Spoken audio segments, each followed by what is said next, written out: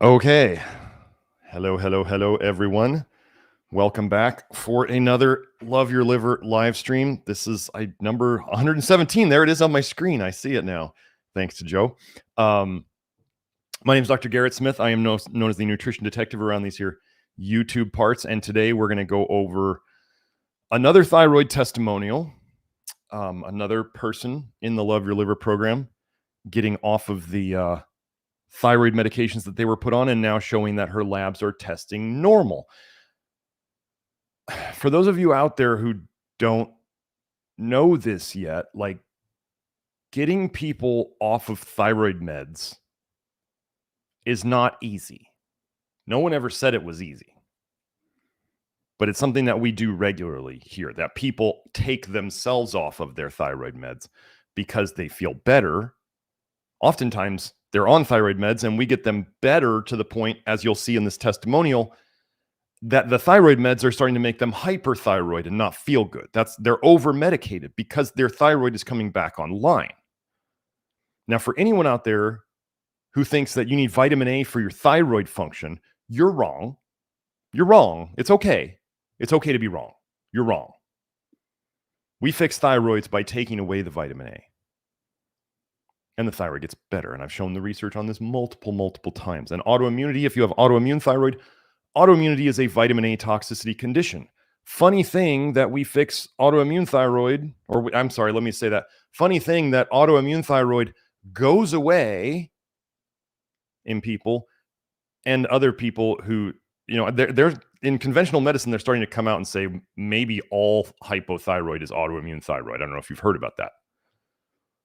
But if all hypothyroid is autoimmune thyroid, and I'm telling you all autoimmunity is related to vitamin A toxicity, and we get people off thyroid meds and their thyroid antibodies go away, what's the connection? So anyway, there's that. Then we're going to go over electromagnetic fields and how they affect the body, what they affect in the body, the mechanism of how they affect the body, and how that ties into all the stuff we talk about here with toxic bile. We're going to talk about EMFs and bile. We're going to talk about EMFs and copper toxicity. We're going to talk about EMFs and vitamin A toxicity. We're going to talk about EMFs and iron overload and how all of these things connect. And then I'm going to give you, if you want the information on how to contact Sarah, who is my EMF solutions person, who can give you a discount and free shipping if you decide to get any of the products through her, that is down in the information below. That is who I get my stuff from, and that is the EMF stuff that I use currently at my home and for my children and everywhere they go. Okay, so let's get into the testimonial first. I'm just going to read this. So this is from someone on the network. I typically do these anonymously, not because there's anything dishonest about it, but it's medical, and we don't want to give people's names. We just take it, and if you believe it, you believe it. If you don't, well, go out and find help somewhere else. So here we go. I'm just going to read this. I'll make a longer, more detailed post later, but I just wanted to share that I've been off my levothyroxine meds for 2 months now, and the labs I just got back show that I'm euthyroid. That means normal thyroid labs. Okay, euthyroid means normal thyroid labs. This is the first time since being diagnosed with Hashimoto's, autoimmune hypothyroid, 3 years ago, that I've been able to, more like encouraged by my body, to get off of all my thyroid meds and feel really good. And now I have labs to show that I don't need them like I used to. Amazing. I am currently 6 weeks postpartum. That's after delivery, after pregnancy delivery. And during the last trimester of my pregnancy was finding that the thyroid meds were being rejected by my body. They were causing intense itching and heart palpitations shortly after taking them. I was having to take charcoal to counter them, so I slowly weaned off of them when I was around 36 weeks pregnant. Pregnancy dose of levothyroxine was 112 micrograms. That's a significant dose. I do still have some minor hypo symptoms like low energy, dry skin, and fatigue at times, but potassium has helped a lot. Pay attention. Here's to the journey and working towards more healing. I know my hormones will likely change a lot over the next few months, so I'll definitely be keeping tabs on this and share as I go. Don't lose faith and don't give up hope. I was in a really bad place health-wise 3 years ago, and I never dreamed I'd be able to get this far. Keep on keeping on. So, I don't know if you know how significant this is for a person, a woman, a woman, born a woman, pregnant as a woman these days. We got to clarify, right? To get off of thyroid meds during pregnancy. Many of you ladies who have had thyroid problems know that thyroid problems tend to only get worse during pregnancy. Most women's health problems get aggravated during pregnancy. Why is that? Because during pregnancy, the woman's body makes so many hormones and it's such a load on the liver that the liver becomes even more cholestatic, as in leaking even more bile into your blood. And all the problems that you had before, plus some, start increasing and getting worse. Okay, some women feel fine when they're normal, and pregnancy is like the worst thing that ever happened to them in terms of how they feel. So, now why would thyroid hormone potentially make this person feel worse? Well, there's the hyperthyroid thing, too much thyroid hormone if she didn't need it. The itching, that's cholestasis of pregnancy. That's too much toxic bile in the blood coming out through the skin. Why does, again, hormones, folks, hormones are the most complex and complicated and hardest things for your liver to break down. If we're talking in a healthy person, in a normal, healthy person, what does the liver have to work hardest on to break down? Hormones. So why do, as an example, why do women have such trouble around their cycle? Because if you've ever seen the hormone charts on a woman's cycle, there's times when the hormones really spike, right? That's strain on the liver. The liver can't keep up. If the liver can't keep up, it gets damaged, leaks more bile into the system. You get more health problems. You see premenstrual syndrome, that's what it is. Why? Same thing with pregnancy. There's so many hormones being made. And now in the literature, I've shown this before, they say that it is normal. Conventional research medicine is saying that it is normal for women to have what they call subclinical cholestasis during pregnancy. It is normal for women to be having problems from leaking toxic bile into their blood during pregnancy. That is subclinical, which means they can't find it on labs. They see it in the symptoms. They do. Like, do we know what's going on? If you're here and you've watched live stream 71, all about toxic bile theory, when you understand what is causing all of your chronic health issues, that it is toxic bile leaking into the blood. And now in medical research, they're saying it's normal for women, all women, especially Western, to have subclinical cholestasis. They are leaking. They know that their symptoms are caused by leaking toxic bile into the blood, but it doesn't show up on lab tests. What they're saying is their lab tests suck. Their ranges suck. And that they're willing to say that we only say 13 units of bile in the blood is where you have cholestasis. And anything below that, you don't have it. But you have symptoms of cholestasis. But the labs don't say so. But we know you have symptoms. This is actually a research. I've shown this paper before. So, to get off thyroid hormones during pregnancy is a really, really big deal. 112 micrograms of thyroid being prescribed to a person is a significant amount. She started getting symptoms of hyperthyroid. That's the palpitations. That's a classic symptom of hyperthyroid. And she was able to get off of it. Does she still have some minor symptoms of what somebody might say is hypothyroidism? Fatigue, and what was it? Low energy, dry skin, and fatigue at times. At times. Notice it's not all the time. It's at times.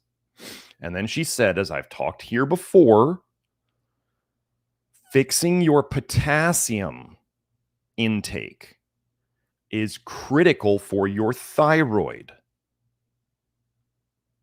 How do you first start fixing your potassium intake? Well, I went over this in the headache live stream 1 or 2 episodes ago.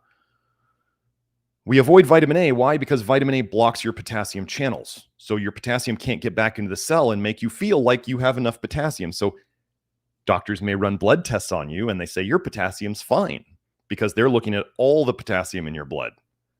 But they're not actually looking at what actually gets into your cell versus what's outside. Vitamin D supplements are, if you ever know what vitamin D does, it raises calcium and it lowers potassium. I showed the research on this. So vitamin D will deplete your potassium. Copper toxicity depletes potassium. Wow, that's a lot of things that we talk about here that are toxic that deplete potassium. So long-term, our goal is to reduce the toxicities. That's the long-term goal. In the short-term goal, people can work on food intake of potassium and also on supplement intake of potassium if it works for them. And different types of potassium supplements work differently for different people. I have multiple articles in the Love Your Liver program going over potassium supplements.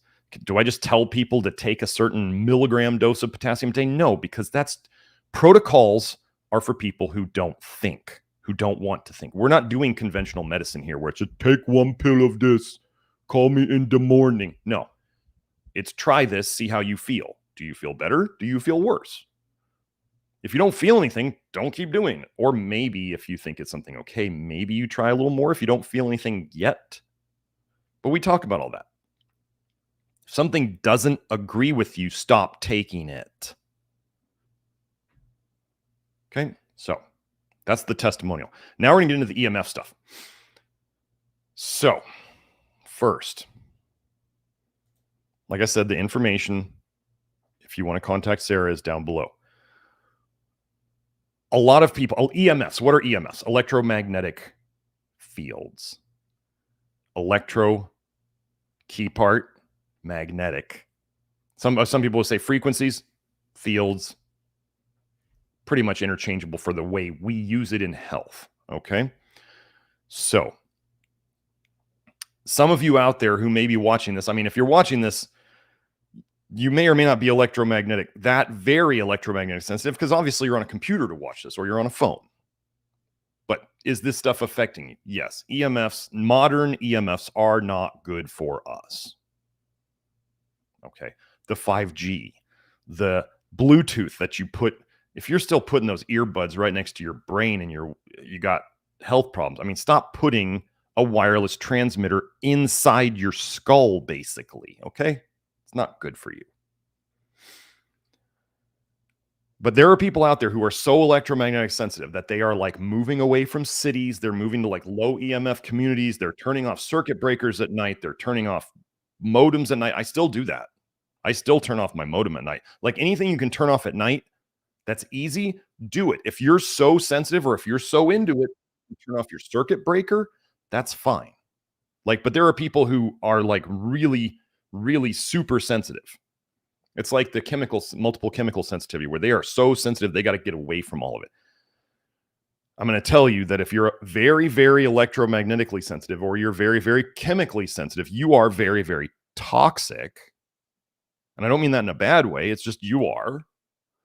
And your detox systems are running very, very slowly for whatever reason, whether it's genetic, whether it's toxicity. Toxicity slows your detox system down. Okay. The mistake that people make is they think, oh, I'll take this herb that speeds up detox. No. That's putting a turbocharger on a poorly maintained engine and you're going to burn out the engine faster. Don't do that. We stop putting the toxins in as much as we can at first. So now, for those of you who don't know about electromagnetic stuff, if you're trying to avoid it as much as you can, I mean, there's all these Starlink satellites that are above us shooting down, Wi-Fi, cellular, that stuff. Okay, so you don't get to necessarily just run away from it anymore. You are in it. The EMFs around us, whether you're in a city or whether you're out in the boonies, are growing. So if you're at the point where you got to avoid it like as much as possible, I mean, do that. Do what you need to do for your health. I'm not saying that you shouldn't do that. It would be great if we could all do that. If you have to live in cities, you're in an apartment right next to, your modem picks up like 12 Wi-Fi signals by you. Like there's not much, you don't have a lot of choices. This is what we're going to be talking about in terms of these products, but what I'm going to be talking about is how this all affects us, okay? So now, first, I did a podcast on, let me get my chat window here. I did a podcast on electromagnetic sensitivity and how we help it, I think in 2019. Oh, Will, thank you for that super chat. You are very welcome. So I put the link to the electricsense.com podcast I did with Will. What was his name? It was what is his name? Oh, I'm going to open it up just so I can see his name. Lloyd Burrell, because he had me on. Lloyd Burrell did that podcast with me, and it was great. But we're talking about we're a bit more evolved now. We know what is going on more. So what is an electromagnetic field? Just go over that real quick. This is from the the government. Electric and magnetic fields. So they're saying electric and magnetic fields. Okay. Electric and magnetic fields are invisible areas of energy, often referred to as radiation, that are associated with the use of electrical power and various forms of natural and man-made lighting. Well, they just conveniently avoid mentioning the little microwave that you put up to your brain every day when you talk on your cell phone. They just kind of avoid that. But anyway, governments and industry are telling us that these are not problems. If you believe them, I mean, maybe you got your little injection too. Maybe you believe them on that too. And maybe you're noticing that that's not working out for society so well anymore. So what happens? Let me just go over some basics of this. If we're so we talk a lot here about copper toxicity. We talk a lot about iron overload. So copper is an extremely conductive mineral. We could say it's very electric in nature. Why do we run wires through our house that are copper? Because they're conductive. So does it make sense that if you had too much copper in you, you would become too conductive? We are electrical, biochemical machines, right? If you get the wrong minerals in a battery, right, it's not going to run right. You becoming too conductive makes you too electric. And funny thing, a lot of the symptoms of copper toxicity involve some people will get kind of little shocks in them. Some people will feel very overstimulated, like they can't fall asleep, or they're anxious, right? Everything's running too fast. There's too much electricity going on in them. So then we get to the other magnetic part. What's the most magnetic mineral that we are in contact with on a regular basis? Iron. Iron is the most magnetic mineral that we run into. So if you had too much iron in your body, like iron overload, like, oh, I don't know, like the part about iron overload that everybody else ignores, which is vitamin A increases your iron absorption. Vitamin A is is definitely aggravating the iron part of electromagnetic sensitivity. So if you were too magnetic, you get around magnetic fields and you start vibrating or whatever it is that the magnetic field is going to do to you, and it makes you feel bad. Okay. Now, these channels that we're going to talk about, they're calcium related channels. Well, we talk a lot about excess calcium in this area, and vitamin A also causes hypercalcemia. Vitamin D supplements cause hypercalcemia. They put too much calcium into the blood. And then you start dealing with these things called calcium channels that we're going to talk about. And it seems that everything that I work on normalizing in people would be theoretically aggravated by electromagnetic fields. Some other important minerals that are electrical or conductive, we've got, other than copper, we've got, do you know that calcium is actually conductive, and aluminum is conductive? You know how much aluminum I find in people? It's a lot. Then we have iron, which is the most magnetic, but then we also have nickel and cobalt. Cobalt is a toxic metal. Just so happens to be a major part of the B12 molecule. I've talked about my suspicions on B12 a little bit here before, but not too much. But we are mainly concerned with copper and iron and calcium. Okay. So what are we going to talk about here in terms of what we can do? Well, one, we can fix the toxicities. So when I was first talking with Lloyd Burrell about stuff and copper and iron, I used to be very, very electromagnetically sensitive. And over the years, as I believe I fixed my toxicity, I became less sensitive to it. I had less copper in my system. I had less iron in my system. I also fixed my high calcium levels. And my electromagnetic sensitivity went away. I mean, I used to be, okay, I understand how people can go kind of a little crazy from EMF. There was a time when I was really toxic. And I was doing stuff. I won't go over the details of the stuff that felt like I was being driven to do to help myself. But I can tell you that chronic insomnia was a really bad problem of it. And not sleeping will drive you a little cuckoo. It's normal to get a little cuckoo from not sleeping. So we can address the copper toxicity. So what are the things we have control over? We can address the copper toxicity, the iron overload, calcium excess, vitamin A toxicity. We can fix those. Okay.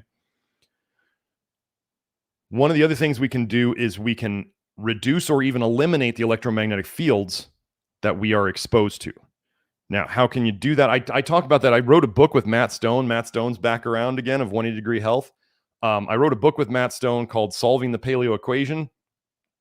My 2 chapters of that book, my about half of that book, one chapter was on exercise, and one chapter was on EMFs. And back then I didn't realize that we could modulate the EMF fields like we can now. I wasn't as aware of those, and I didn't believe in them as much as I do now. But, you can turn off your modem. You can put your phone on airplane mode. You can turn off the location on your phone. If you don't know, you got to do both of those every night. If you're turning off your phone on airplane mode, that is one thing. But to really minimize the signal going in and out of your phone, you need to turn off the location too. You can turn off the Wi-Fi. Some people turn off their circuit breakers, or they set it up so they have a circuit breaker just for their bedroom, and they can just turn off that breaker at night. There's lots of things you can do about turning things off. You can block things. You can get the canopy for your bed. You can do all sorts of things. Okay. Those things, you need to know that if you block an EMF signal, whatever wireless thing that you want to use, it doesn't work anymore. Okay. And most of us live lives where we have to have these signals actually functioning. So then if we want to keep these signals functioning, then we can modulate the signals. We can, the term I'm using here, we can sort of make those signals less damaging to us. And that's part of what I'm going to talk about today. So most of us have to either minimize, modulate.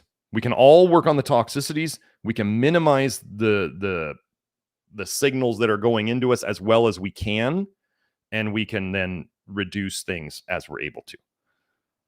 Like if I were to buy a new car these days, I don't want a car with Wi-Fi. And I mean, Bluetooth, you're not going to find a car these days without it. But like, I don't want one of these new cars with a Wi-Fi modem pumping out of it.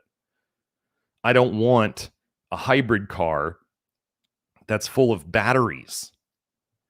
A little metal box full of batteries. No, I don't want anything to do with that. The EMF in those things must be just insane. But anyway, let's go to the next part. So now we're going to connect toxic bile theory with 5G, and then we're going to connect it to EMF, okay? So 5G, obviously, we're connecting to EMF. Now, for those of you who don't know,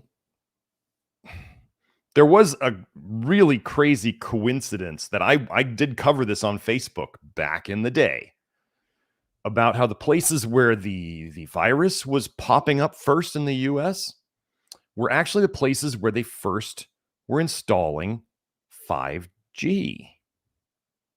I specifically was looking for this at the start. It was happening. It did happen. Now, let me open up this. I think I went over this article maybe last time, but now they're even publishing articles. Oh, you can show this one.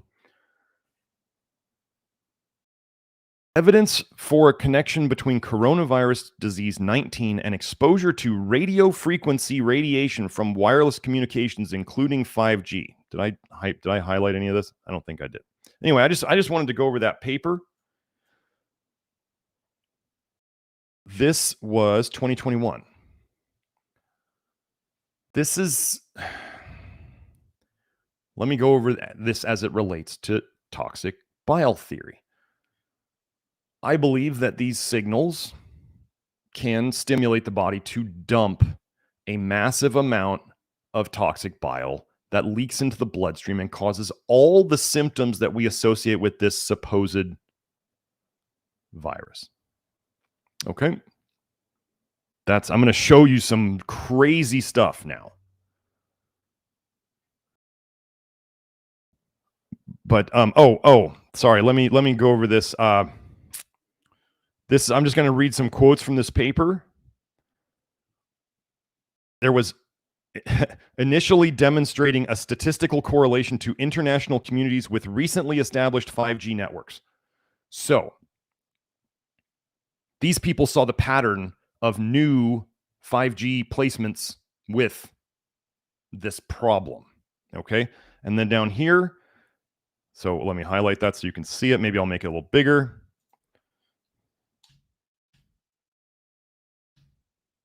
Okay. Number 5 here, we have increase intracellular calcium essential for viral entry, replication, and release. Well, we'll talk about that in a little bit.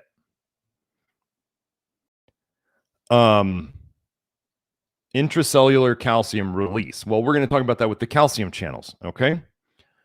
So, now let's go into this paper. The registration of reactions occurring from the emergence of a virus by using an electromagnetic charge effect. I want you to just the title of that. Registration of reactions occurring here. Concentrate on this part. From the emergence of a virus by using an electromagnetic charge effect. Emergence of a virus by an electromagnetic charge. What I'm telling you is that I don't buy into virus theory. I believe that viruses are evidence of toxicity. I believe that antibodies that bind to them are proteins made by the body to bind to toxins. And they can use an electromagnetic charge to cause viruses to emerge. What's this quote from the paper here? This method makes it possible both to control the emergence of a virus and to study it. To control the emergence of a virus and to study it. Wow. And I put here the definition of emergence: the act of rising from or out of that which covers or conceals, a coming forth or into view. Now, I'm just going to cover some 5G stuff. What frequency is 5G? This is from a Verizon website. What frequency is 5G? 28 gigahertz and 39 gigahertz. Okay. Now, another paper, electromagnetic information delivery as a new tool in translational medicine. Information delivery. Maybe via a brain chip. Who knows? I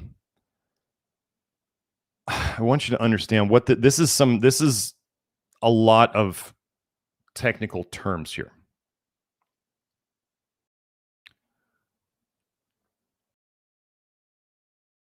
They can, okay, so here's what they're saying. Let me go over this part. Our hypothesis is that an aqueous system, a watery system, water-based, liquid-based system, such one of those enfolded in livings, that these guys are not English speakers. Such one as of those enfolded in livings could play an additional role in modulating biological functions, providing basis for processing, storing, and retrieving information mediated by electromagnetic signals. They're saying they can induce biological functions by electromagnetic signals, mimicking the effect of a specific drug or driving a specific endogenous function. Okay, wait. Let me go find the Mawson paper.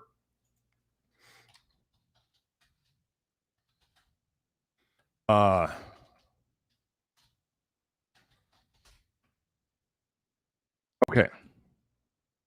So I just want y'all to put this. I'm trying to put all this together.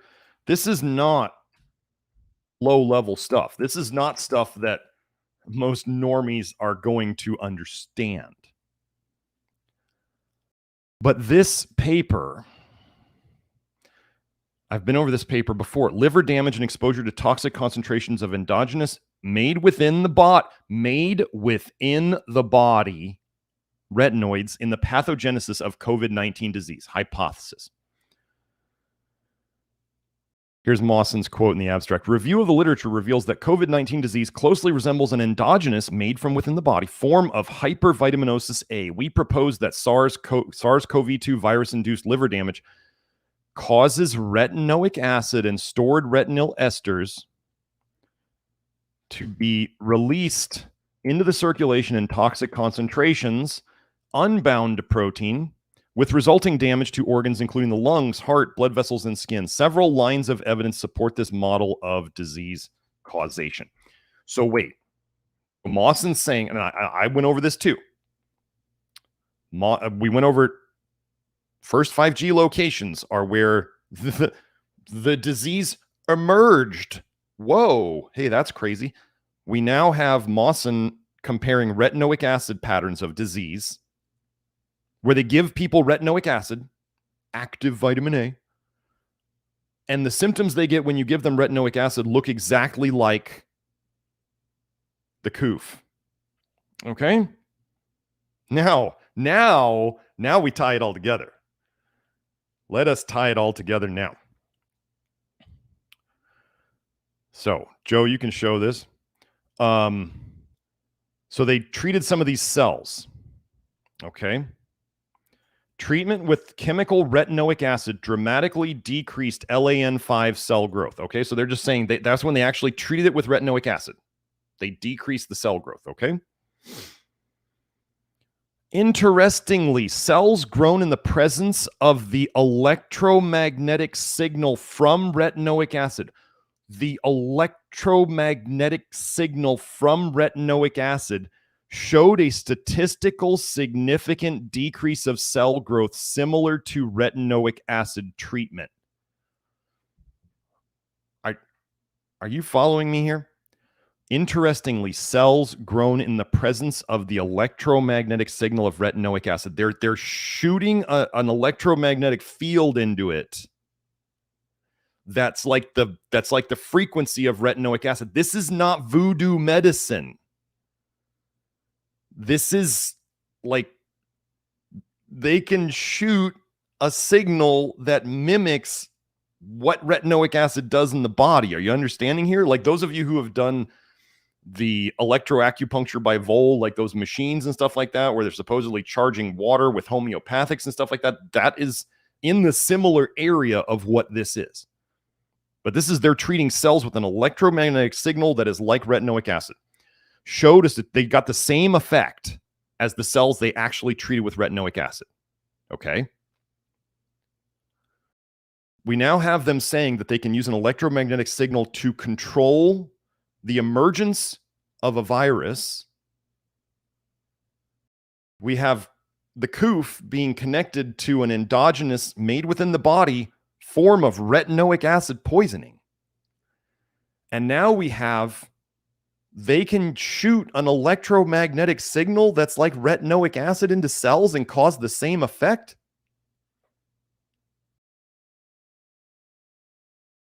Why am I the only person out here talking about this? So now, let's go into this. Could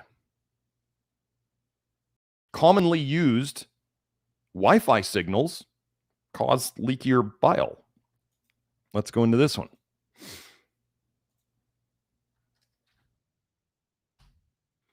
Differential response of the permeability of the rat liver canalicular membrane. They're talking about bile ducts here. Okay. The liver canalicular membrane is the liver, the bile ducts inside the liver, the tiny ones. Okay. To sucrose and mannitol following in vivo in live animals, acute single and multiple exposures to microwave radiation, 2.45 gigahertz, and radiant energy thermal stress. It is very likely that your Wi-Fi in your house and everywhere you're going is either 2.4 gig or 5 gig. We're talking Wi-Fi here, okay? So, what did it do? In both acute exposure protocols, short-term exposure protocols, a rapidly reversible increase in bile flow rate was observed. Wait, did I just say that I thought potentially the COOF was a massive, prolonged bile dump? That'd be a weird coincidence. So they used both heat and non-heat microwave from the EMF and the heat exposure. So then over time, what did it do? 4 exposures to either microwave radiation or a matched radiant energy thermal load resulted in a significant depression in bile flow rate. Then the bile flow decreased through the bile ducts of the liver. Where do you think it's going?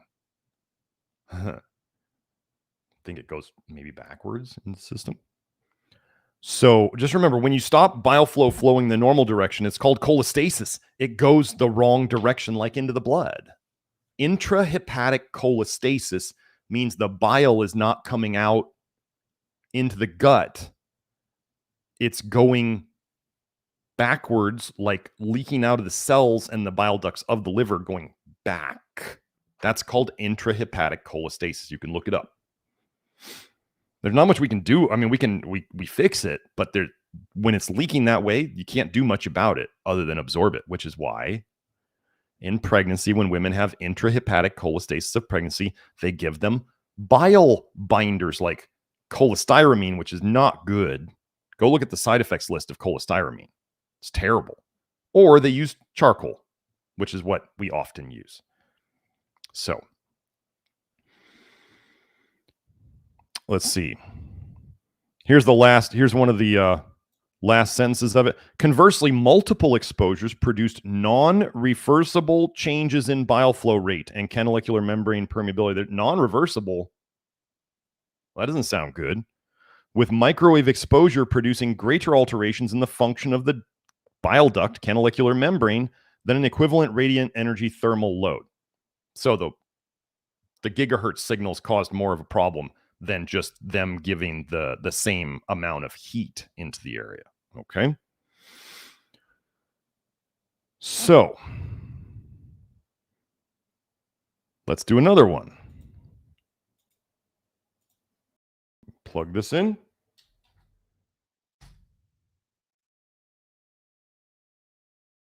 Athermal without heat. Athermal alterations in the structure of the canalicular membrane, bile duct membrane, and ATPase activity induced by thermal levels of microwave radiation. I just want to hit on this one more time. Microwave radiation. You ever notice how your cell phone gets hot next to your head? Okay, it's a microwave. Microwave radiation. Your cell phone is microwave radiation. That is why it gets hot. That is why your head gets hot. That is why your ear gets hot. It is cooking your brain. The only ever, if you're ever going to put your cell phone by your head, if you're going to do that because you need a private conversation, realize you are microwaving your brain. Your kids are microwaving their brains, and they have much thinner skulls, and their heads aren't as big, so it's penetrating deeper into their head. You only ever do that if you have to do it. And boy, that would be a really good time to have cellular like modulating signal thing on your phone. Do I have my phone right here? Yeah, I do. I have one of the EMF solutions one glued on my phone. Use speakerphone. If you got to talk on your phone, use speakerphone. Stop touching it to your skull. They just took that one iPhone off the market because that iPhone was actually, or they're recalling it or whatever they're doing, or they're warning people, which they should have had this test done. I don't understand why they're telling people now, because this testing should have already been done. They shouldn't be finding out about it years later. But it was the only way they tell you that cell phone signals are dangerous to you is by how much they cook you, how much the temperature rises. They do not care about studying your DNA and other things for damage, because you can show damage to the DNA at way lower levels. But they only care about how much it heats up, because they don't want to show you what's actually going on. Government and industry being hand in hand, we would never think they would do that about, like, I don't know, shots and other toxic things to us. So, and if you're using, use wired headsets if you're going to use one. Like I had one here. Actually, I'll go over this right now. See, I want especially John Dickinson to see this. Some of you will appreciate the irony here. So I have my new headset, right? My Agent Smith looking headset. I was going to wear this as a joke, but so I could talk to Joe during the live streams, and I couldn't get it to work on my phone today. I swear iPhones are just, I got an iPhone instead of a Droid for the first time. iPhones are the worst. I don't care what anybody says. iPhones are garbage. They're absolute garbage. I will never use one again. I don't care what anybody says. I have now used both. But it's weird that they're making everybody, why would a phone company not put a plug for earbuds in it so that you have to use it wireless? Are they trying to force us to do certain things? How many things are they going to stop making wired? Right? Like, you should be, your computer at your house should be hard-lined. They're taking the Ethernet cables off of laptops so they can be thinner. That's their excuse, right? They're trying to make everything Wi-Fi so that you can't escape. So we need to get healthier so that these Wi-Fi things don't affect us, but then you can do other things to minimize how it affects you. Anyway, back to here. So they were doing microwave radiation, 2.45 gigahertz. Again, that's what's probably running on your modem at home. Or a lot of people's other modems. And I'm not saying it's the only one that's a problem. I'm just saying this is what the research is on. On the 5th day after the 4th day of exposure to microwave radiation, the animals were sacrificed, their livers removed. The bile duct membranes were analyzed for ATPase activity. Magnesium ATPase activity decreased by 48.5% in the group exposed to microwave radiation. Wow, that's a lot. Let's keep going. Assessment of function, histopathological changes in oxidative stress in liver tissue due to ionizing and non-ionizing radiation. So again, we're talking about 2.4 gigahertz. Conclusion, the exposure to both ionizing and non-ionizing radiations could alter some liver function tests. A short-term pre-exposure to RF EMF before exposure to an 8, I don't know what GY is, challenging dose of X-rays cause alterations in oxidative stress markers and liver function tests. They're talking here about how commonly they're used. The frequencies between 300 megahertz and 300 gigahertz of non-ionizing radiations, including mobile phones and Wi-Fi routers in industry, are widely used in daily work. Nevertheless, the lack of information about the exact mechanisms of RF EMF is evident. Or is apparent. Sorry, is apparent. I'm confusing these two lines. The lack of information of the mechanisms is evident. the lack of evidence about the effects of RF EMFs on the liver and the existence of AR is apparent. I'm not going to look up what AR is. I don't have time for that right now.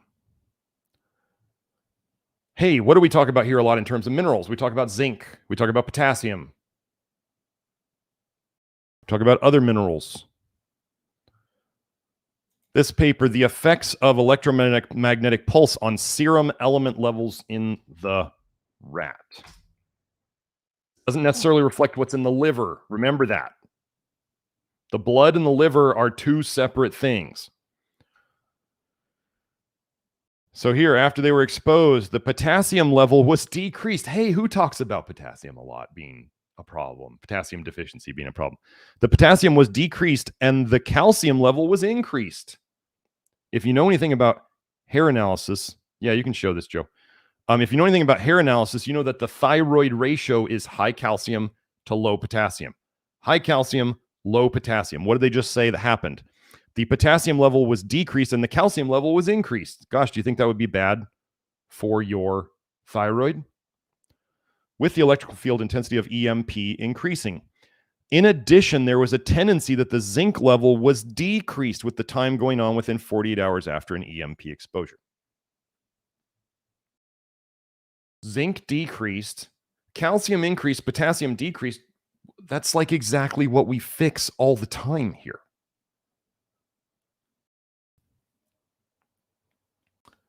Now, this paper, I'll put this link in there. This is something I want you all to understand.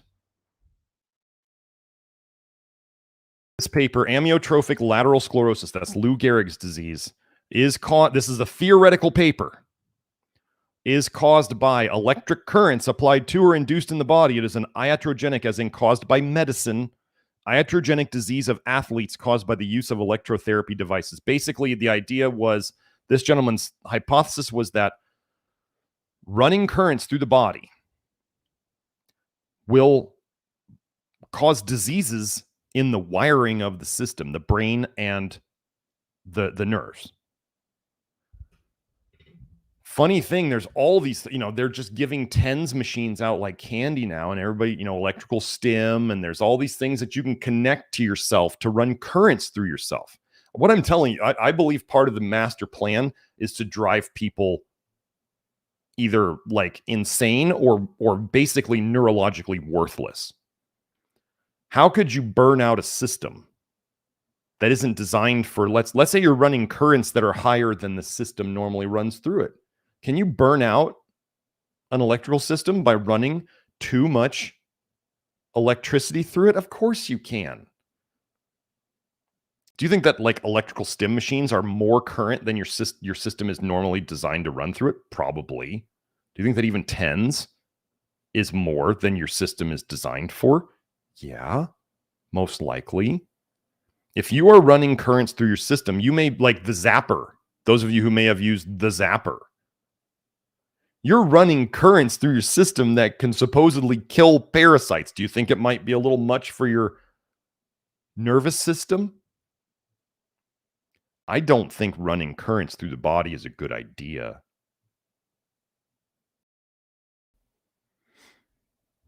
So, we won't go into the government files about mind control. I'll just post this here.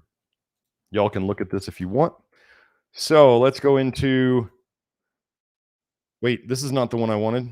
Wait. Joe, don't show it. Let me go in here. Oh, come on. Let me find it. Did I click on the right one? I did. Okay, we're on the right one. So now I just went and I found, okay, so one of the mechanisms, Sarah's EMF FAQ goes over this more. Let me see if I can find that. I'll find that in a second. Okay, so what do electromagnetic fields really mess up in the body? This is the mechanism that has been figured out. They screw up your voltage-gated calcium channels. The term that has been created about what they do in the system is they call it subcellular chaos. Now, I like that term. Also, it's kind of like that term becomes, chaos is kind of like the term inflammation. Like if you don't actually know what's going on or what's aggravating it, chaos and inflammation don't help move the process forward. Okay. So like what we're talking about here is I was figuring out, okay, copper's electric, iron's magnetic, electromagnetic fields run. They can cause problems in us because we have too much of these things. And calcium's conductive, aluminum's conductive. I'm just going to throw this out there. Aluminum, are they trying to get us like everything's in Tetra Paks? If you didn't know, Tetra Paks have aluminum in the lining. And I can tell when people use them on a hair test. There is aluminum coming into your system from Tetra Paks. That's just the way it is. One of the things I noticed over the years was that, I don't drink anymore, but it's very obvious that almost very few companies are selling glass bottles anymore for beer. It's all aluminum cans, right? And all these cooking shows and everybody's like, cook in aluminum foil, right? Saves cleanup. The other one I see that's just stupid is put a plastic, like basically a hefty Ziploc bag in your pressure cooker. Not your pressure cooker, your slow cooker. Like just cook in plastic. I'm sitting there boggling my mind that I see people smarter than who I think are smarter than they are, cooking in a plastic bag. Seriously, don't cook in plastic bags. Here's a general rule. The more flexible the plastic, like Ziplocs, the more it leaches. The more plastic gets in your food. Okay? So if we believe that these voltage-gated calcium channels are what is being affected by EMFs, and that is causing subcellular chaos, well, what might be the source of that subcellular chaos? Well, let's go into that now. So here, let me start with this one.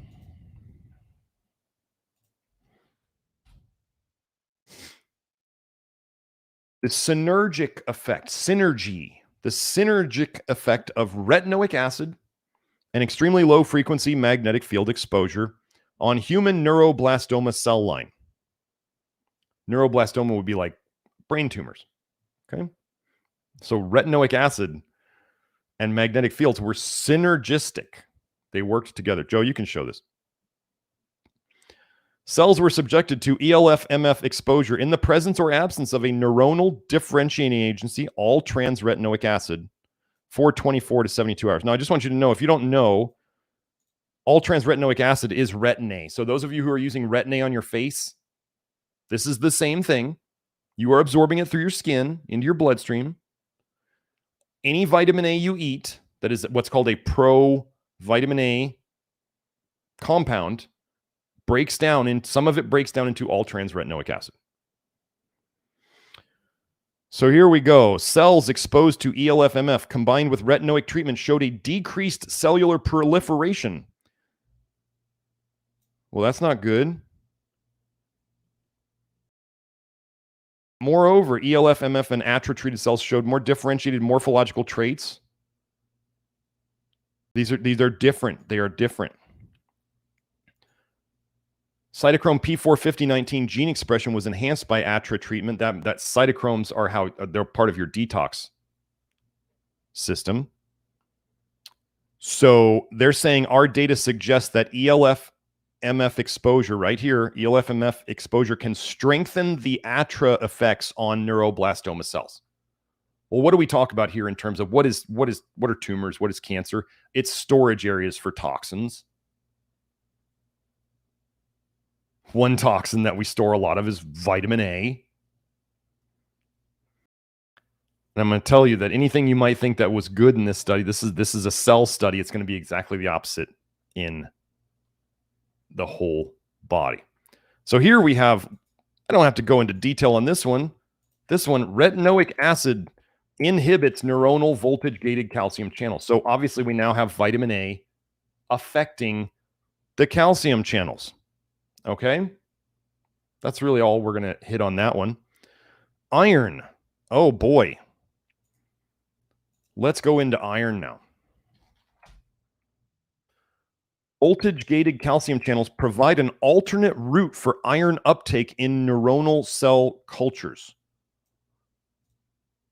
Wait. This is like what people don't get about vitamin A. Vitamin A increases your iron absorption. And now they're saying voltage-gated calcium channels. You could potentially, if you have too much iron, iron can go through these calcium channels. Did you catch that? That's what they just said. Voltage-gated calcium channels provide an alternate route for iron uptake in neuronal cell cultures in the nervous system. Taken together, these data suggest that voltage-gated calcium channels are an alternate route for iron entry into neuronal cells under conditions that promote cellular iron overload toxicity. Oh, what about the heart? Calcium channels and iron uptake into the heart. Here we go. Here we go. Let's see. In this review, comprehensive findings collected from previous studies, as well as a discussion of the controversy regarding iron uptake mechanisms into cardiomyocytes, that's heart muscle cells, via calcium channels. So they're not just calcium channels, technically, I guess, are they? Are presented with the hope that understanding the cellular iron uptake mechanism of cardiomyocytes will lead to improved treatment and prevention strategies, particularly in iron overloaded patients. So now you got iron getting into your brain via voltage-gated calcium channels and iron getting into your heart via voltage-gated calcium channels. Now, copper. Let's go into copper. It's weird that all these things are connecting in the literature, isn't it? External copper inhibits the activity of the large conductance calcium and voltage-sensitive potassium channels from skeletal muscle. Here's the quote. We found that from concentrations of 20 micromoles and up, copper induced a concentration and time-dependent decrease in channel open probability. The inhibition of channel activity by copper could not be reversed by washing or by addition of the copper chelator bathocuproinidylsulfonic acid. Irreversible, huh? They even washed the copper off, and the effect didn't go away. Now, does it go away eventually? Yeah.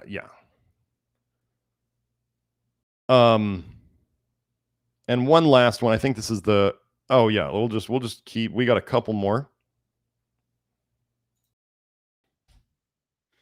Copper-induced intracellular calcium release. I've shown before in the research, copper toxicity causes calcification. Okay. Copper-induced intracellular calcium release requires extracellular calcium entry and activation of L-type voltage-dependent calcium channels in ulva compressa. So basically, we're just seeing, again, we're going with copper messes with calcium channels. Vitamin A messes with calcium channels. Iron is involved in calcium channels. So do you see how my concept of iron overload, copper toxicity, vitamin A toxicity all plays into the EMF? So if you're more toxic in these things, you're going to be more EMF sensitive. And my own personal anecdote of fixing these toxicities in me and making myself less EMF sensitive, it's all starting to make sense. It doesn't mean that if you're detox, that EMF suddenly doesn't do anything to you, because you're still going to have vitamin A in you. There is no such thing as a zero vitamin A diet. If you're eating plant foods, you're still getting copper. There's still going to be copper even in muscle meat. You're still going to be getting iron. You still need a certain amount of iron. So you don't get to avoid these things, but we can absolutely fix the obvious problems and minimize their impact on you. So again, we're just saying copper-induced intracellular calcium release depends on calcium entry and activation of L-type voltage-dependent calcium channels. Last one.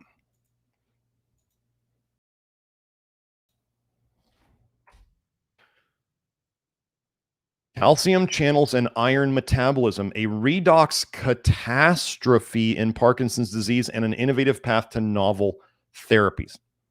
So wait, we already talked about how iron was going through the calcium channels, right? Let's expand on that. Not only iron, but other metal ions, including redox active copper as copper 2, may potentially be transported by calcium channels. Oh, wait, so you could get copper into your brain and iron into your brain via calcium channels. What's one of the biggest things that EMF affects in people? How you think, how your brain functions, all that stuff. So if you have tons of copper and iron floating around, and then you go in EMFs, do you see how this is all playing together? Like nobody else is talking about these mechanisms. And that's that. So that's all I have. Just a little bit connecting EMF and viruses and bile dumping and copper and iron and vitamin A and potassium and all these things that we go over and over here. Oh, and even zinc going down. We can find that with EMF. So let me get to the super chat. So that's all I have on that today. Let me open up a new window so I have it ready for any stuff I'm going to look up. Okay. So Eric did a super chat. Thank you, Eric. Thoughts on EMF clothing and its effectiveness. Silver clothes with underclothes, so no contact with skin. So I'll put a link. Oh, wait, I forgot to go over it. Okay, so for those of you who want to know, I have the contact information down in the info on the video. Sarah Viau, I hope I'm saying her last name right, Viau. Sarah Viau is my my representative. Well, not my representative, but the person that I work with she's a representative of EMF Solutions. Now, she does free consultations and other stuff on how to equip your house with these products and how to start slowly. I'm going to tell you guys, again, you guys may be hearing this and saying, well, Dr. Smith says this is good, so I'm going to go and outfit my entire house with it. I want you to understand something. When you are going to improve your body's detox, you're going to dump more stuff. Like you're sick because you're toxic. You're sick because your detox systems are slow. The poisons that are in you, when they come out too fast, will make you feel worse. Many of you already know this. But some of you may be going, oh, well, this is a new topic and Dr. Smith's excited about it. So I'm going to go jump in with both feet first. And I would add to that the part that you're ignoring is I'm going to mess myself up because I'm not going to believe what Dr. Smith says, and I'm going to think I'm different than everybody else, and I'm going to be the fastest person detox ever. And then later you go, holy crap, Dr. Smith was right. I kicked my own ass. Or as the saying goes, if you're going to be dumb, you better be tough. Sarah does free consults, and she can go over with you how to start slowly on the products. Okay? How to start slowly on the products. So you can outfit, think about it this way. All this EMF stuff causing subcellular chaos and messing with your voltage-gated calcium channels. And you got iron going through the calcium channels and copper going through the calcium channels. And you got vitamin A toxicity, increasing your iron absorption, causing you to hold on to more copper. All this stuff is working together. Let me give you an example. Okay, how many of you have ever had like a really stressful period of work, or with, like, let's say you got young kids, newborns and whatever, or school where you were studying really hard late nights for a test, and you've got the studying going, you're busting your butt, or you got the newborn, waking up all night, or you got work, which is like you got a work project you got to finish, and you get to the end of it and you finish it. The stress gone. You ever get sick right after that? You go on a vacation and you catch a cold, or you get the flu, or all of a sudden all the pressure's off and then you get sick. Why is that? Well, all of a sudden your body was not detoxing well during all of that. Your body was kind of going, if we can just make it to here, we'll be all right. And then all of a sudden you get done and then you dump all that bile. You relax. Your body says, we can detox now. And so stress is kind of toxic, isn't it? So you can't start, you need to stop intoxing before you can start detoxing. So if stress is intoxing, right? You don't get to start detoxing until a lot of the stress comes off. Now, how can we take stress off the body? You can put less toxins in. That's one way. Or like with EMF, if you can modulate the EMF so it's not affecting you so much, do you see how that is less intox, right? If all of a sudden all this copper's not going through the calcium channels, all this iron's not going through these calcium channels, you got less vitamin A messing with these, and then you take away the EMF, which is like the agitator of it all, you can get better. Your detox system can improve drastically very quickly. This also means you may make yourself feel like a whole lot of crap. So I'm telling you here to go slowly. I've talked to Sarah about this, and I've talked to Sarah about my people and how we like to go slow. And Sarah's like, yeah, they see this all the time. When people start doing this stuff, they feel aggravated. They feel agitated. They feel like a flu or a cold.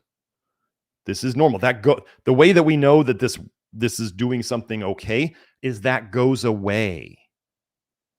If that feeling stayed around for people, like, I mean, I got my whole house outfitted. And did I feel like I felt a little worse for a little while? Yeah. And did I feel like my mom, who's also here with me, got a little worse for a while? Yeah. Yeah. But everything came back around. So she has stuff that she can suggest in terms of starting. She has things that she can recommend if you're like, well, I can't afford to do everything at once. She has stuff about that. Let me find her. I'm going to put her FAQ. This is her FAQ. It's also in the info below, but I'm putting her FAQ down there. You can schedule a consult with her. You can just order off the site. The info to order, if you want to get the discount code and free shipping, is down in the info below. Okay, so Eric, about the EMF clothing and its effectiveness. Okay. Do I think like the getlambs.com? Get Lambs is one of the clothing companies that puts the silver in their shirts, and it puts it in the I think they have some. I haven't looked into the women's clothing because honestly, I just didn't have any reason to at the time. But for men, I know they have the beanie, which has the silver in the beanie itself. They have the t-shirts, and they have boxer briefs, I believe, for men. Now, could this block the signal? Sure. Yeah. Yes. I have a Get Lambs. I got a Get Lambs shirt, and I got their beanie. I washed the beanie. It did not come out of the wash great. It seemed like it shrunk a lot. That did not please me very much. The Get Lambs shirt actually has become kind of the shirt I wear when I go to my shooting competitions. It's kind of my go-to shirt when I go to shooting competitions. I don't know why, but again, with things like if you're going to be home a lot, you can wear the clothing all day, sure. But if you can modulate the signals that are in your house and at least adjust all those, then whether you're wearing the clothing or not, it's not as big of an issue. So, I also tried one of the things I had an issue with the Get Lambs is it seems that the briefs are sized kind of small for what I was used to, and they didn't fit my legs so well. So they were a little small. So the sizing on things, when you're buying things like EMF clothing, they're expensive. So if you get the wrong size, it's pretty painful, to I'll put an affiliate code for Get Lambs down there. I have that. Do I love the idea of Get Lambs? Yes. But what I'm going to do around the house is like, okay, my mom's not going to wear a Get Lambs shirt, my kids, it just becomes, if you want to do that for yourself, that's great. But all the other people in your life, I would much rather buy something that goes on. They actually, one of the things that the EMF solutions have is they have a box of the minerals that goes by your smart meter. Like in my old house, they still have an analog meter at my old house, the one that my ex-wife now has. Like, I fought against all that. So we did a lot of fighting on that. But here, smart meter was already installed, so I do what I can with, like, I got the EMF, the smart meter box that goes right by it. I got the I got all the things on my Wi-Fi, on the fans and phones and all that stuff. My daughter's laptop. I do have, like, on my daughter's laptop, I bought one of those military grade, like, it's like a tray, just like a flat sheet that goes under the laptop to protect, I would love for my daughter to have children someday. So she has that EMF blocking thing underneath the laptop. And then she also has the EMF solutions things stuck to the laptop. So we are definitely trying to minimize this stuff. So, oh yeah, and then the idea. So the idea about, people will say, well, 5G is going on all the time. Why isn't everybody getting sick all the time? They can crank up the intensity of those, or they could change the frequency slightly to what they need at any point. Cell phone companies have been caught often cranking up their towers higher than is allowed. Okay, let me see if I can find that real quick.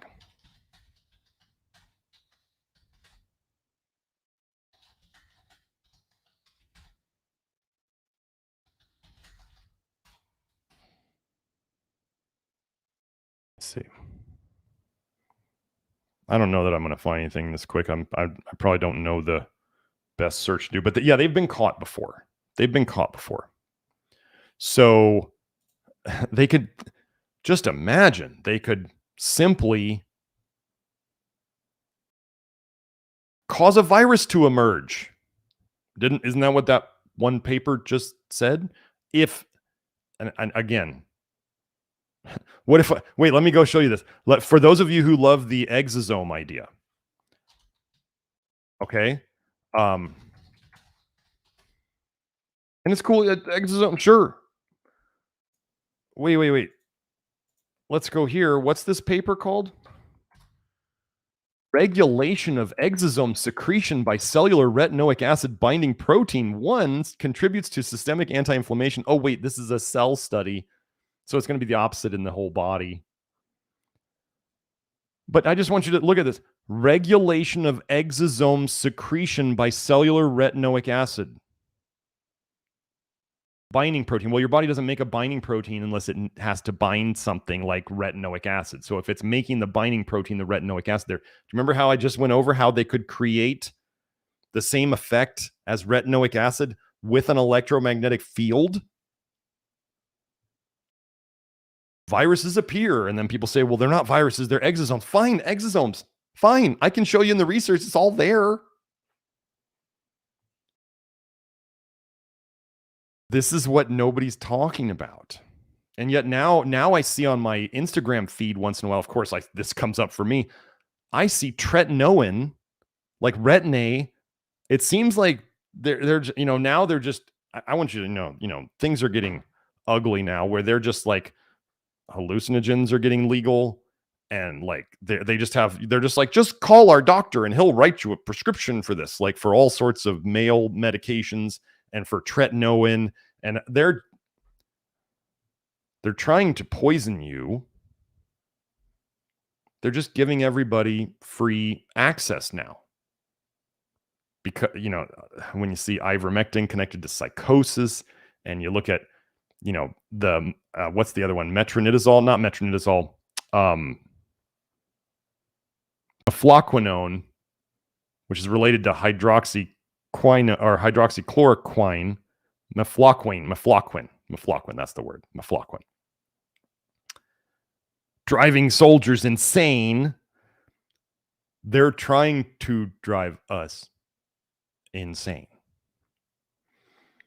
Kelsey and I had a really fun conversation this weekend about things and zombies and all that stuff. We'll talk about that later. Oh, but let me go mefloquine. Yeah, let's just go find that one. Like, so when you think hydroxychloroquine, there's or ivermectin has no side effects. Like, oh my gosh, mefloquine, moth. There it is.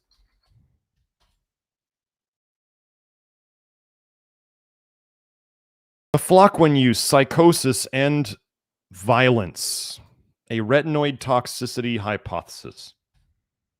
Hydroxychloroquine is totally safe. No, it's all in the same family. It blocks vitamin A detox.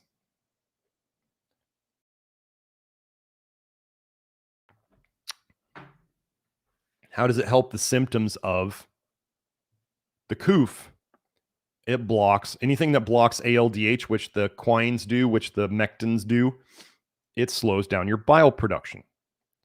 So gosh, if they used, let's say, an electromagnetic signal to force a big bile dump, and you can take a medication that counters that, you could be like, oh my gosh, it totally fixed the problem. Did it solve the problem?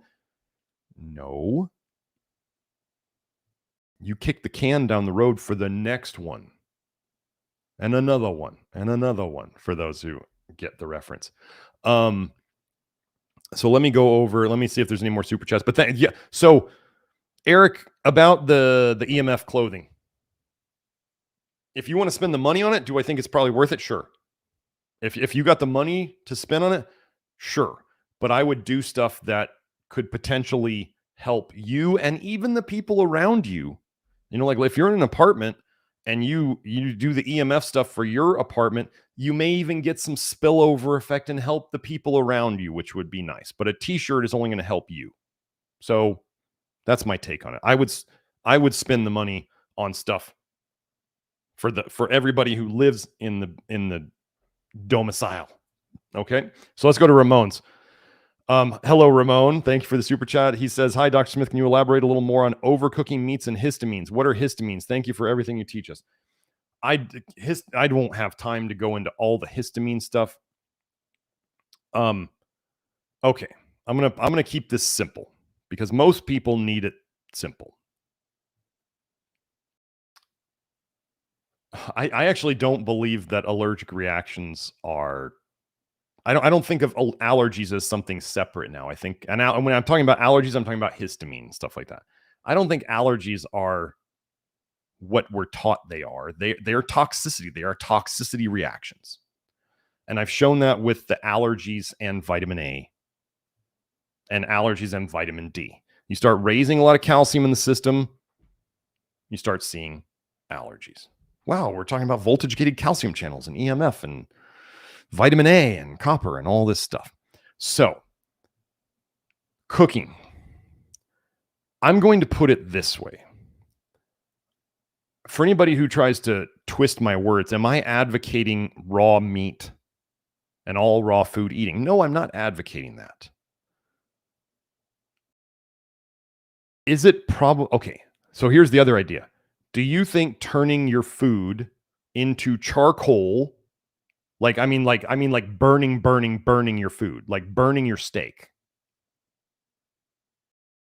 Do you think that's good for you? No. So we can assume that the best cooking would be somewhere between the best cooking would be somewhere between raw and burnt. Right? This should make sense. Now, I do tend to believe that the less you okay, so why do we like quote unquote burning a food? It's the Maillard reaction. It gives our food a flavor that we think we like. It gives our food more flavor. Well, so does garlic, and garlic's terrible for your brain and everything involved. So we can create these flavors. We can burn our food. We can put garlic on it. We can do all these things that we don't need, and they're not good for us.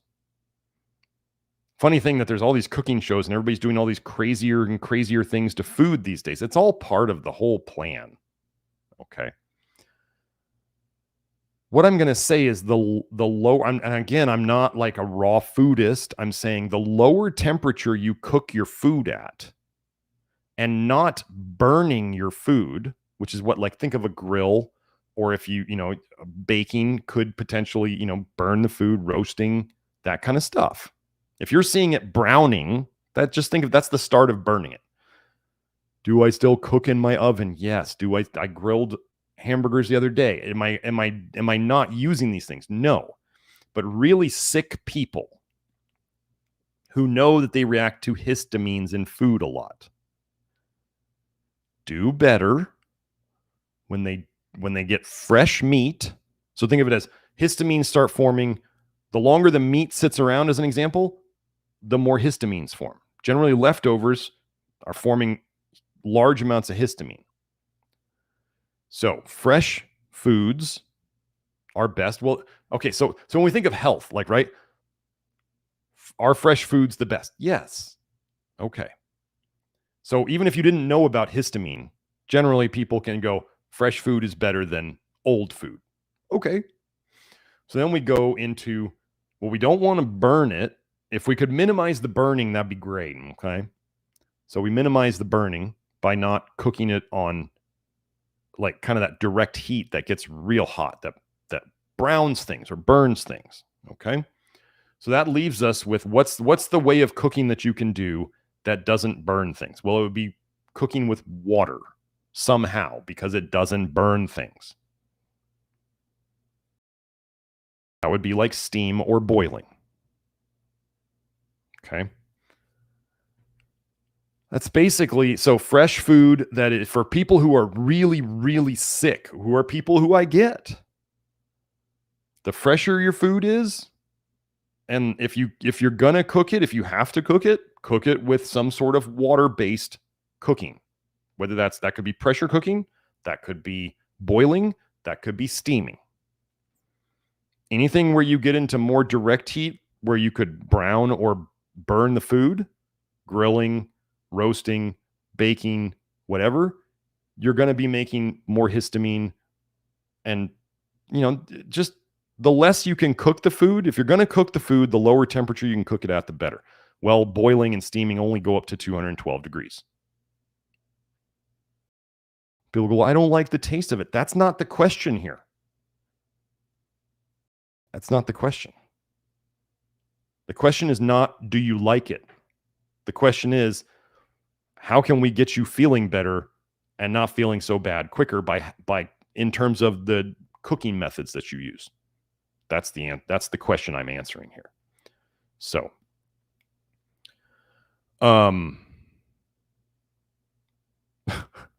Ramon, you did a whole super chat for iPhones do have wired headphones that connect to the charger port instead of the round 3.5-inch jack port, or 3.5 millimeter, I think.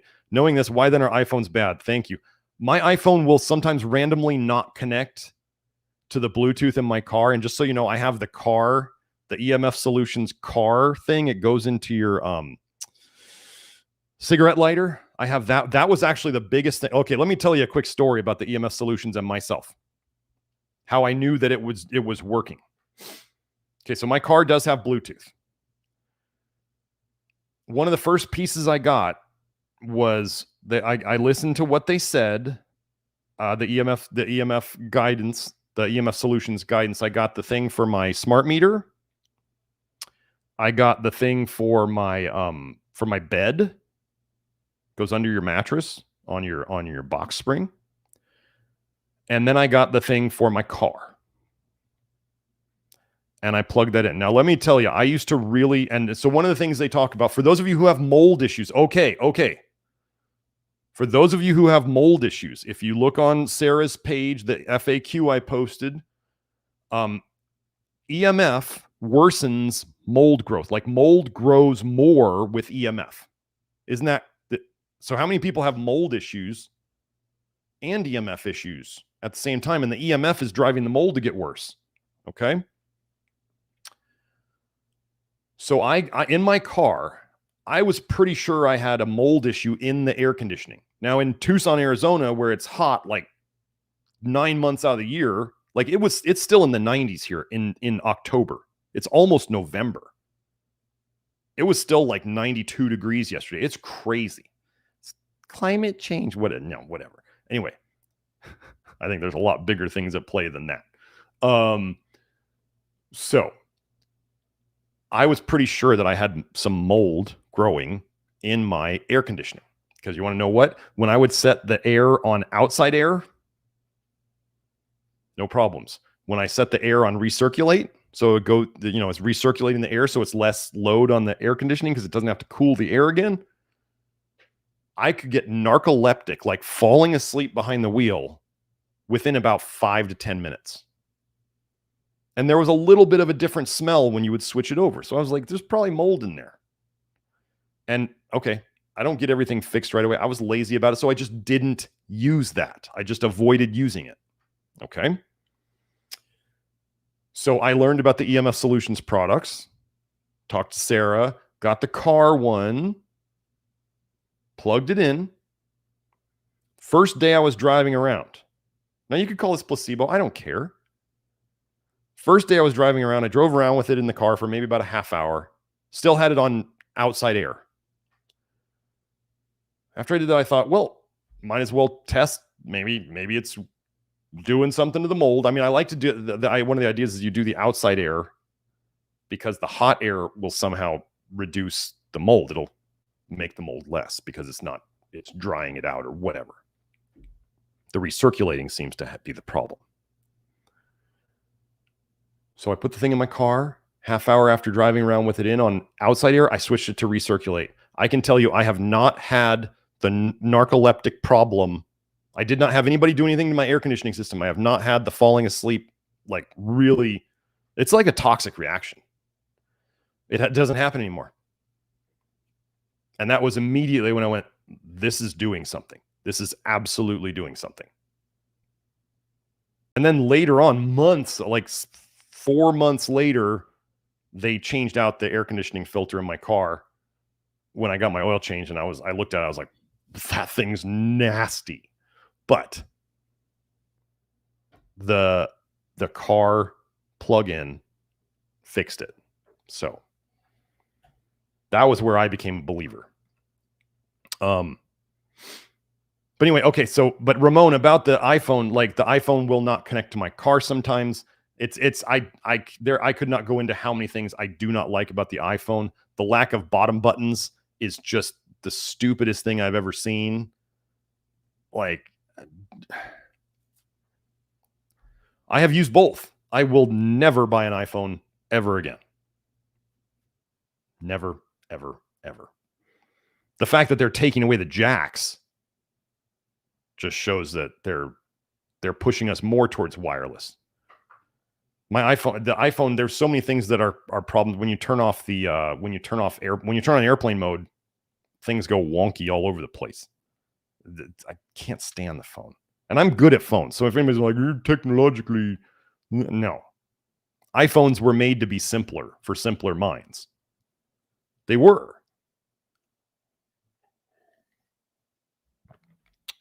So if you like your iPhone, go ahead. iPhones do tend to have some of the highest EMF coming out of them too. Weird coincidence that there's just all these coincidences that Apple's doing all this. So Zendog Breath said, remember school lockdowns where 5G was installed in schools? Yes. And there is stuff. I remember there was a school right across from my old office where they had a one of the big cell phone, tall towers right in the middle of their parking lot. And that was right. I could see it through the windows of the back of my office.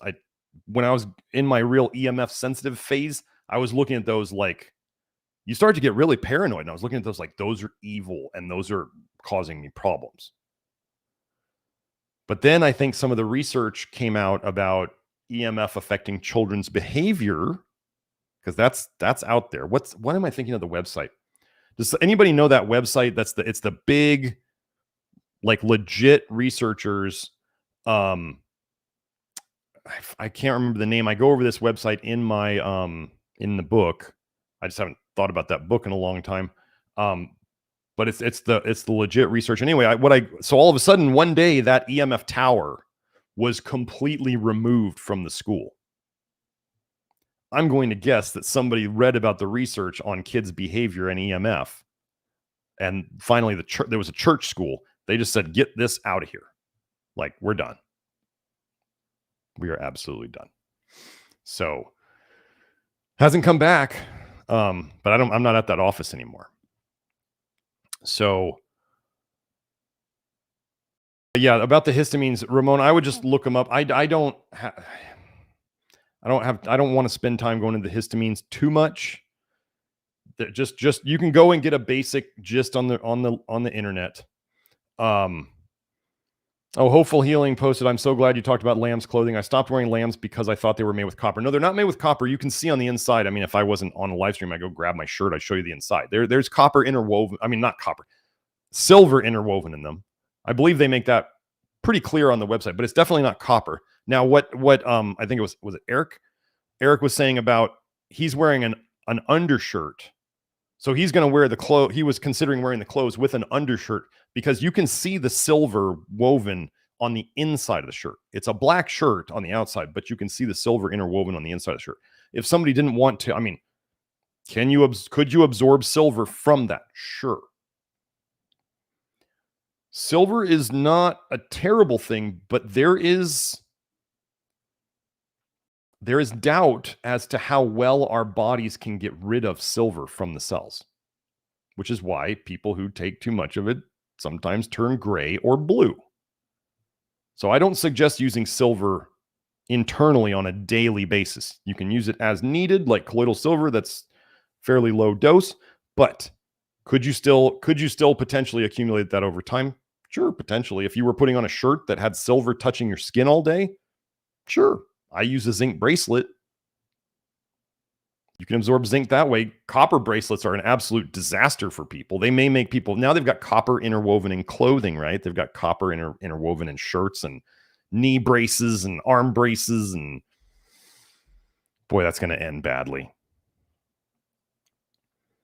Igor, are those EMF devices 110 volts only? I would talk to Sarah about that. She would know that more than I do. I'm Merkin, so I only do the 110 volt. But yeah, she would know.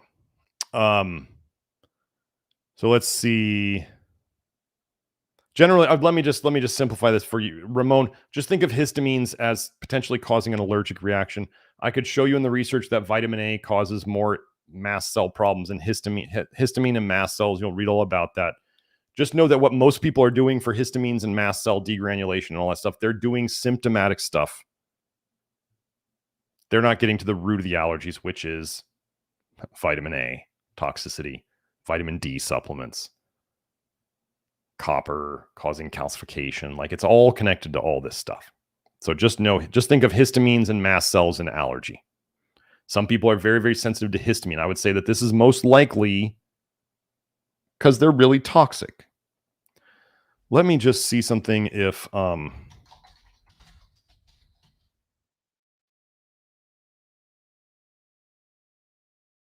here we go. Here. Let me go in here. Yeah, how does all this play into?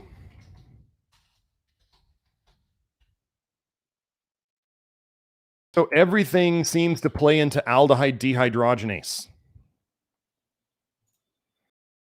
The intermediate products of histamine metabolism via HMT are broken down by the enzymes monoamine oxidase B and aldehyde dehydrogenase. Why do these same themes come up everywhere we go? So what this means is that histamine breaks down into an aldehyde. Gosh, retinaldehyde, formaldehyde, acetaldehyde. What are we going to call it? Histamaldehyde? I don't know. Histamine aldehyde.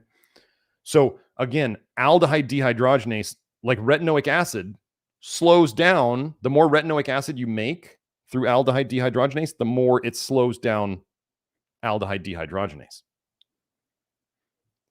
The slower your aldehyde dehydrogenase is, the less bile you tend to make, and the more of it tends to go back into your system. This is what I've figured out through watching people and looking at the research.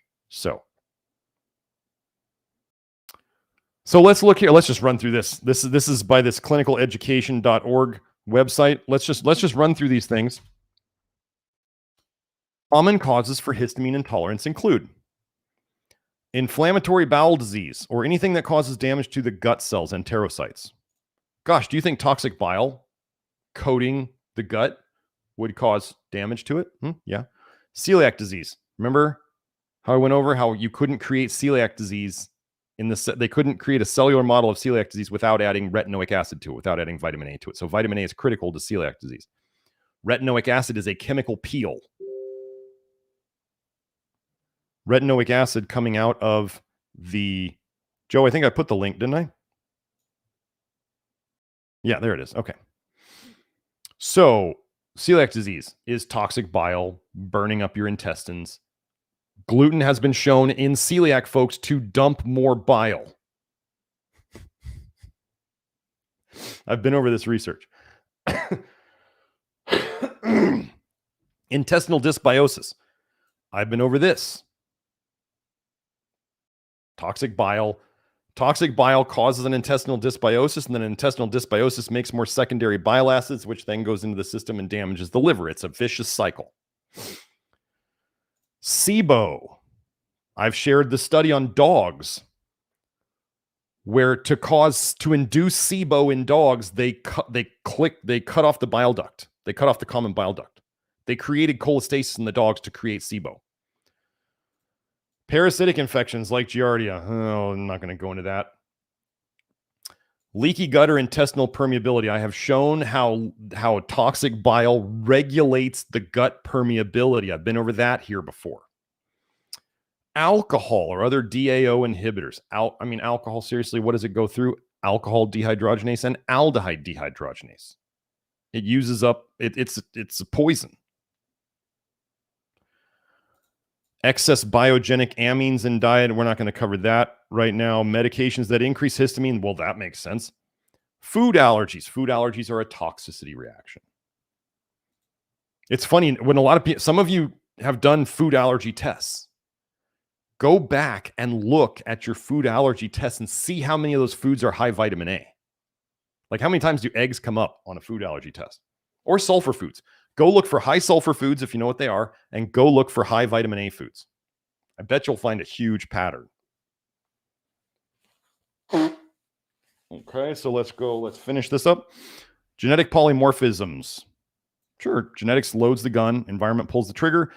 And then vitamin cofactor deficiencies. Well, that's a huge thing. Like when people talk about vitamin cofactors, like vitamin A depletes B12, vitamin A depletes folate. I'm learning a lot about B3 right now with Kelsey. Kelsey is definitely a massive freaking expert on B3.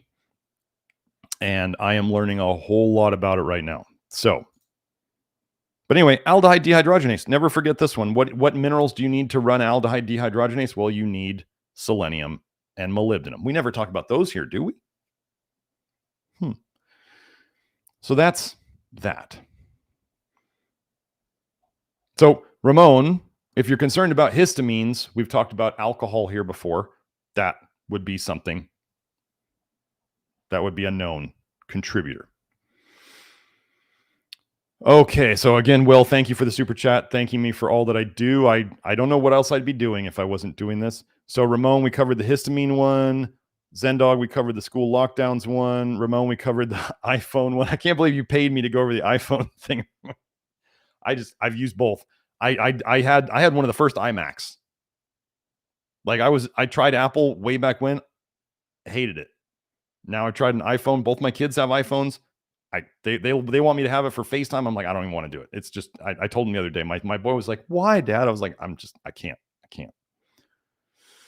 So, we're at 11:55. So yeah, Hope said she did her daughter had a food allergy test recently, and dairy, all nuts and eggs were the main ones. So, oh yeah, don't forget to subscribe and like the video. I can tell you that we've definitely been shadow stopped on Twitter. Absolutely. They've said you're not going above this mark on Twitter. It's become so obvious. Oh, Debbie was saying, I don't have the article handy, but high intracellular calcium can also stimulate mast cell degranulation, which is, related to histamines. But yeah, high intracellular calcium, we're talking about calcium channels. We're talking about vitamin A raises calcium in the blood by yanking it out of the bones. Folks, don't believe that vitamin D supplements raise your bone density. I've shown a study here where vitamin D over time lowered bone density. It's a scam. It's a complete scam. All the things that you're being told are good for the coof and all this stuff, the nattokinase and the quercetin and all this stuff, they're all PGP inhibitors. We're gonna have a special show again with Kelsey going over PGP inhibitors. And the funny thing is, I got to tell you, folks, the studies on where ivermectin is shown to be really bad, they always combine it with a PGP inhibitor. So imagine this. You have everybody out there taking their quercetin. Oh, vitamin D and curcumin, turmeric, were shown to be PGP inhibitors too. So we got the vitamin D, we got the quercetin, we got the nattokinase. They're all PGP inhibitors. People are already taking them. And maybe they're saving their ivermectin for the big sledgehammer they're going to throw down when they start to get the sniffles. Because, oh no, sniffles. Right? Oh no, I'm a little sore. I'm body aches. Let's take drugs. Okay. So, PGP inhibitors given daily to these people, and then they drop ivermectin on it. It's going to be a freaking disaster. And I'm going to warn you that I'm not going to have a remedy for all your relatives who are doing this. I can't just undo it. PGP inhibitors means that you can't detox your cells as well. It means they require ATP to detox these things. So, it is a giant, giant plan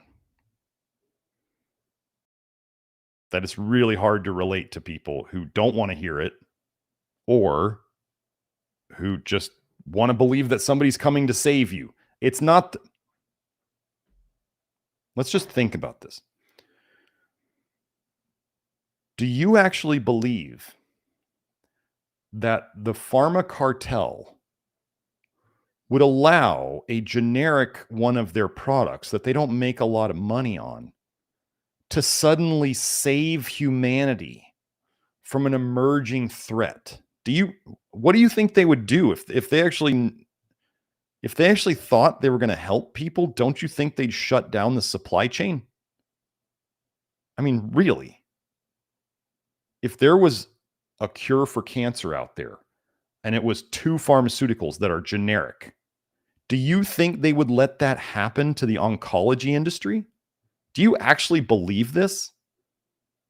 I mean, if you believe in white hats, maybe you do. If you haven't heard about Operation Trust before and learned how all these plans have been done already, they've been used already. Go look up Operation Trust. This is a giant manipulation. The thing going on overseas, the fighting, you want to know what's coming out of that? You want to know how they're using that to move the plan forward? Facial recognition and biometric scanning. That's what they're using it for. Problem, reaction, solution, folks. It's all part of the grand plan. So anyway, more EMFs. Hey, better do something about it. But again, for those of you, I think we're going to wrap it up. I'm going to go do my inner circle, maybe even on time. If you want to contact Sarah, listen, if you want the 5% discount and the free shipping on the EMF Solutions products, you need to follow the instructions below. Okay? Don't come at me saying I didn't get my discount, or don't go to Sarah saying I ordered from the wrong website. Can I get the discount? Don't go back to her or me saying you messed up, because the instructions are very simple. There's a discount code below. Or if you talk to Sarah, you tell her you heard about her from me, and she will hook you up Okay. The instructions are below at the very top of the information. Don't come back and tell me you messed it up and that you want me to take care of it. We are all adults here. You can follow instructions. Thanks. I'm glad you like the show, Will. Thank you all for coming.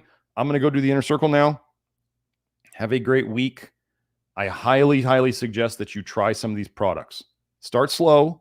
I mean, you can order them for your whole house, but talk to Sarah about how to incorporate them. I shake my desk too much. It's not an earthquake. It's just my legs shaking the desk because I get passionate. Anyway, I will see you all. Oh, some of you over at the inner circle. Otherwise, I'll see the rest of you next week. Have a great week. Bye now. Oh, wait.